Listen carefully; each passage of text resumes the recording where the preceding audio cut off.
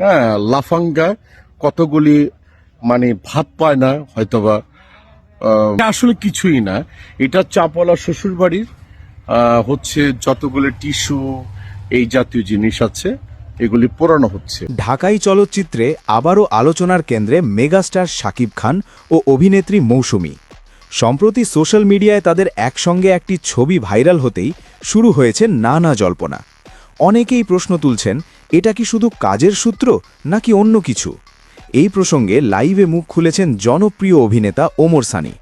Viral ছবি ও চলমান গুঞ্জন নিয়ে তিনি কি বললেন, চলুন এক নজরে দেখে নেওয়া যাক। এটা আমার কথাতেই পোড়ানো হচ্ছে। সো এটাকে দেখা গেল কিভাবে?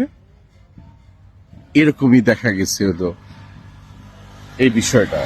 সো দ্যাট আমি ঘুরিয়ে পেঁচিয়ে অনেক কথাই বলার চেষ্টা করেছি, কিন্তু এই কুলাঙ্গারদের জন্য খালি আমি আল্লাহ সুবহানাহু ওয়া তাআলার কাছে আমি দোয়া চাই, আল্লাহ সুবহানাহু ওয়া তাআলা এদেরকে দুজকের হাত থেকে বাঁচান।